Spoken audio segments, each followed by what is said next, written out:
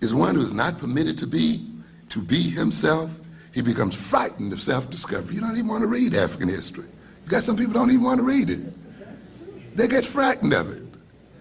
If they're not frightened of it because they don't think it's, are they afraid of the anger they're going to experience if they read about slavery? Stuff like that. But it's ultimately to engage in self-transformation and exorcising the demons and the poisons that have been introjected into our personalities as a result of being separated from this.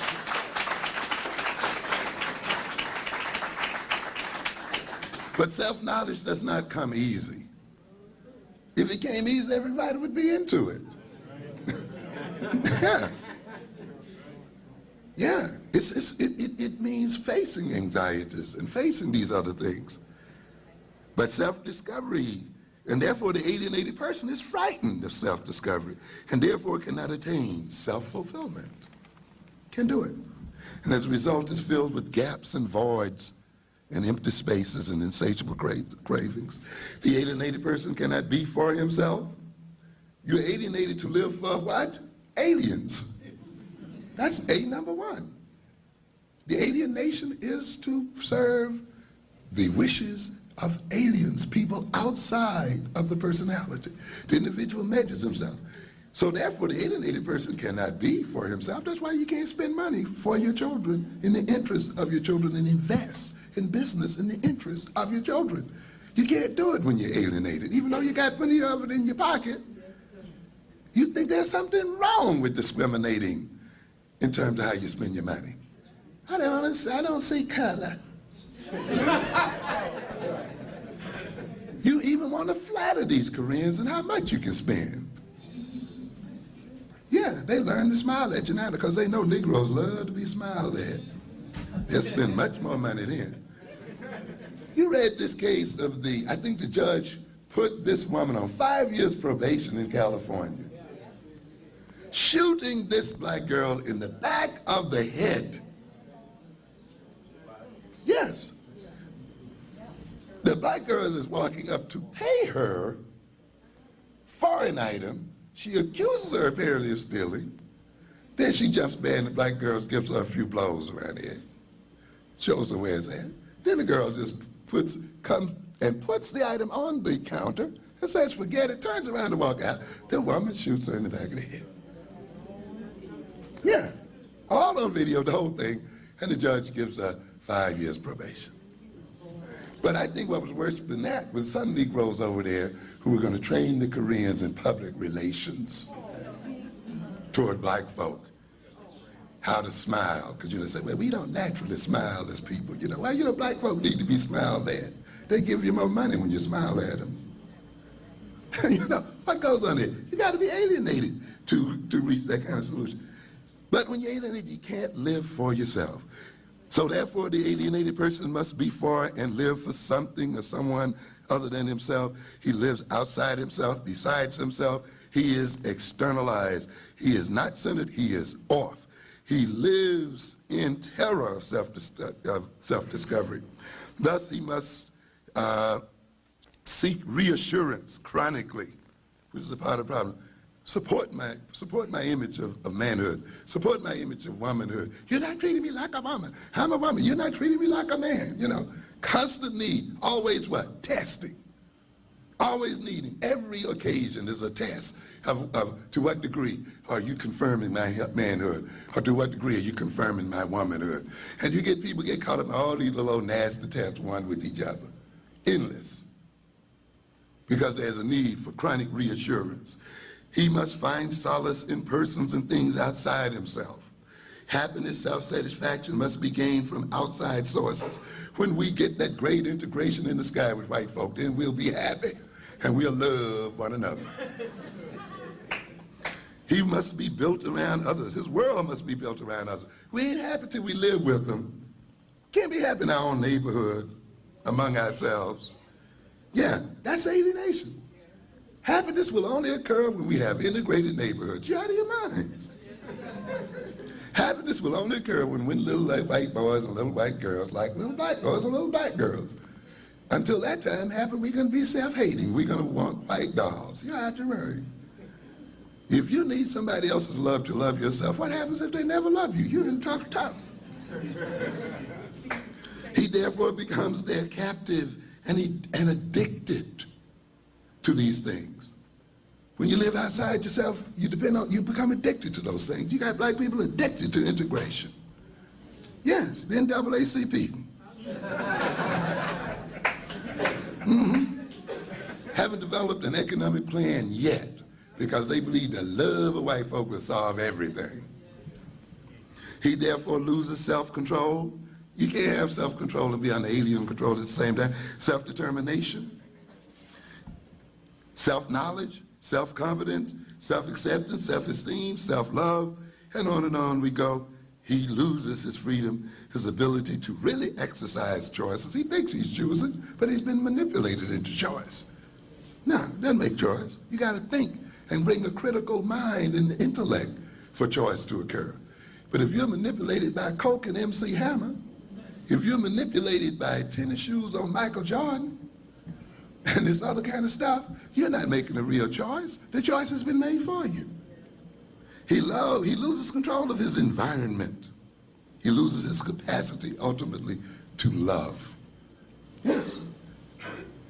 He has a world filled with confusion and suspicion, and we got to bring it on to a close. There's so many other things here.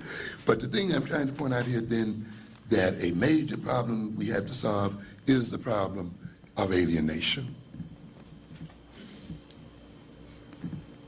We must look at how that problem operates within all of our relationships, male and female relationships, how it represents itself on different class levels. I'm not saying necessarily that this black middle class, because there may be more two-headed families there, upper class, is less alienated than the lower ones now. But you know, I've seen two good alienated people, because they got a good salary to support their alienated life, you know, do pretty good. You know, so, you know, that's why again I say you gotta look at what you mean by male-female relations, you see. And if they've deceived themselves that their status and so forth means that they've achieved a certain level of masculinity and femininity and social acceptance and all the other kind of stuff, and they've learned very, you know, routine ways of relating to each other and things of this nature, or they have available to them good marriage counselors and, you know, other kind of supporting institutions. At least they don't have to worry about the money problem too heavily, so that doesn't intrude too heavily into their lives. They don't have too many children, you know, one or two, you know, so that's not too much to cope with. A pretty good house and so forth. Then when you get in that situation, you see, they can still be very alienated, but still the existence of these things can modify that alienation and even support it and make it seem the epitome of health, you see.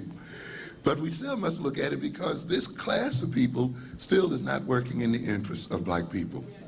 They're being sucked up in their alienation and their illusion of health to maintain, sucked up in their alienation and their illusion of health to maintain the illness of the black community, to maintain disease in the black community, and to become a disease themselves in the essence of the black community, you see.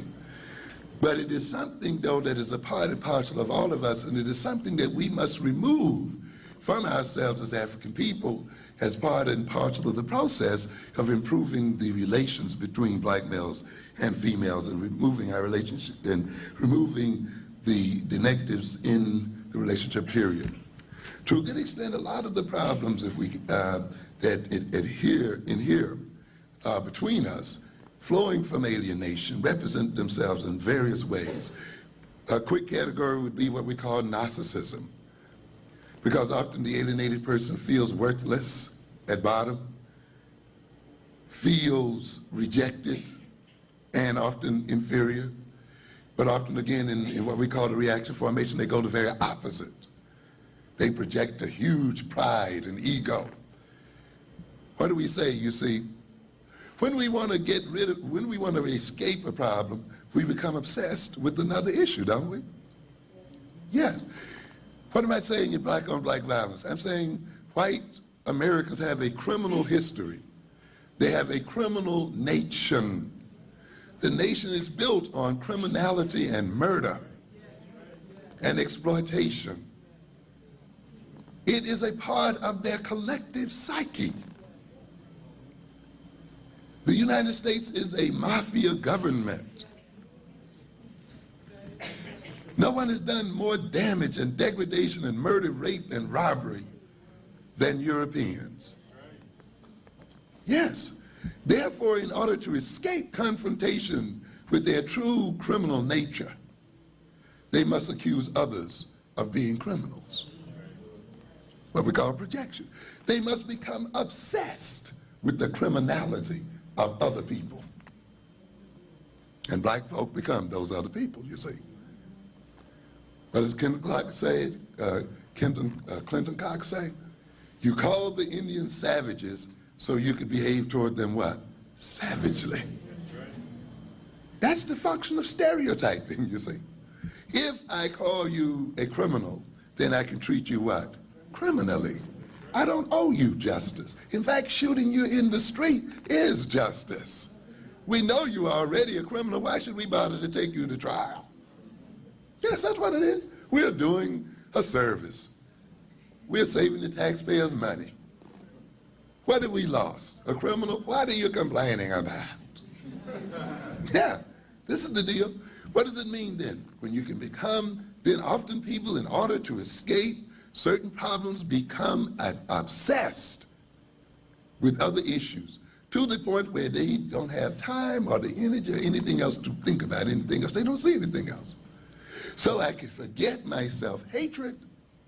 I can forget my self-alienation if I concentrate on how much I love myself. But this is a bad kind of love, you see. It's not the right kind of love. If I concentrate on what? How great I am. If I concentrate on making other people see what? How great I am. You see? And therefore, my 24 hours a day, I'm obsessed by projecting my what? Greatness. And I will, but that greatness is coming out of what? Hatred and inferiority.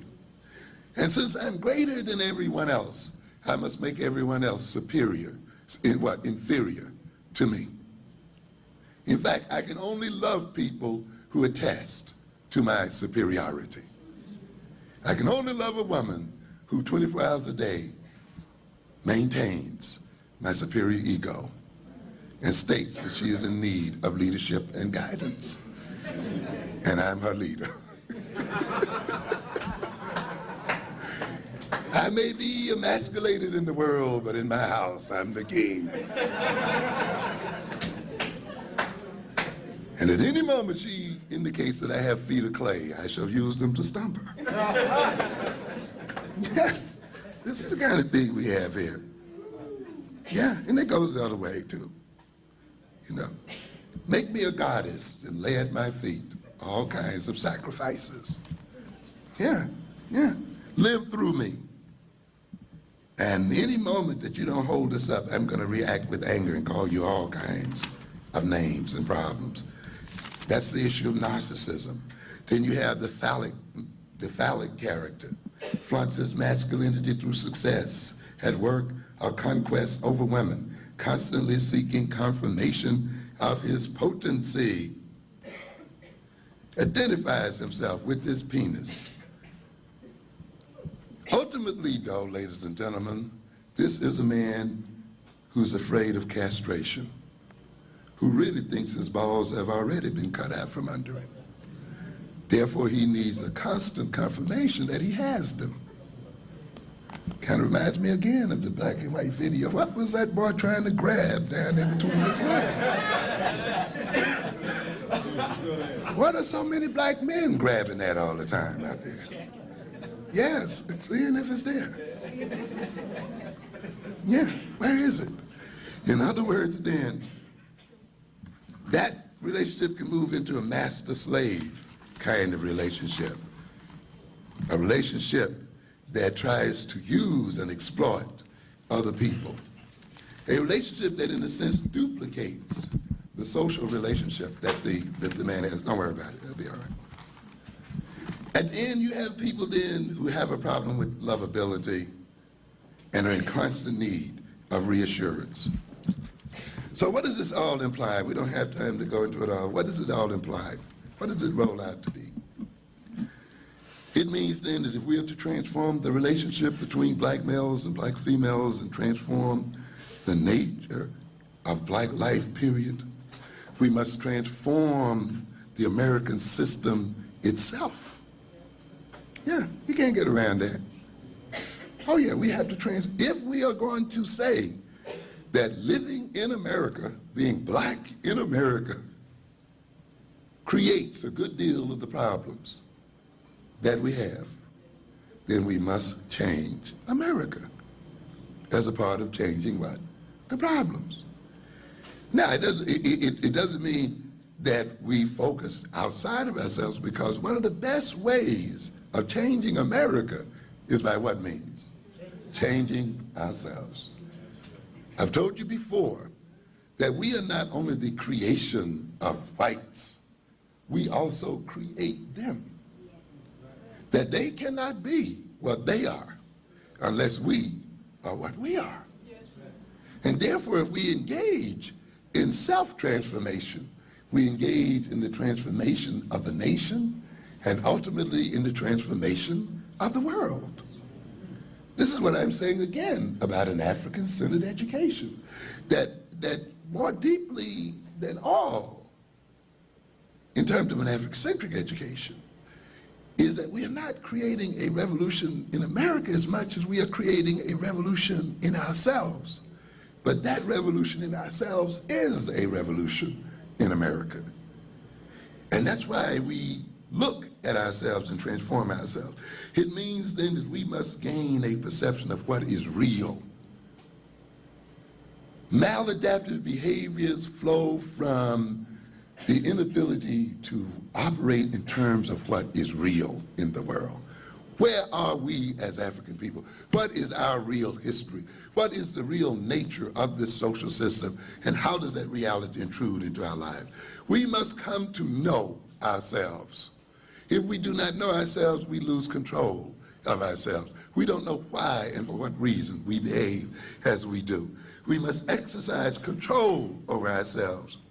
We must come to esteem ourselves and accept ourselves. To a good extent, the problems that we talk about all the time are problems that flow from people avoiding themselves, escaping their real selves, and creating mechanisms and machinations to facilitate their escape from themselves, and using other people and abusing other people in their escape from self-acceptance, in their escape from their real African selves as a people. And therefore, if we're going to stop abusing and using other people and using them as objects and so forth, then we must come back into self-acceptance and come back into reality. We must gain the ability to form affectionate relationships. And ladies and gentlemen, the ability to love and how to love affectionate relationships. And ladies and gentlemen, the ability to love and how to love is taught. In this system, we are taught that it's something that occurs accidentally and spontaneously. That is not true. Even romantic love, with all of its shivers up and down your spine, and all of this business about you can't eat and you can't sleep and, you know, you toss and turn all night and all that kind of stuff. All of that's taught. You've been listening to the music all the time, haven't you? It's told you how you should feel when you're in love. You know, right? Isn't that what it says? Oh, I think about him all the time. I can't sleep. I can't. Oh, you in love. Not necessarily. You may be addicted.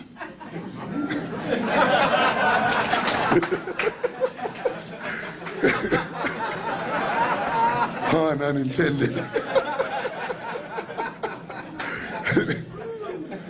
You may be addicted in the sense that you are using this person, this relationship, to escape your reality, to get away from yourself. You see?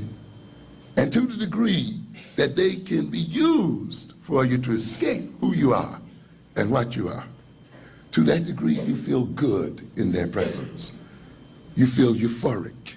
You can't live without them, because without them you go into withdrawal. You see? And you begin to face the craziness of your condition. And you begin to face the real pain that is at the root of your escape in the first place. And you can't take cold turkey and live through it and come to know what's really behind it, you see.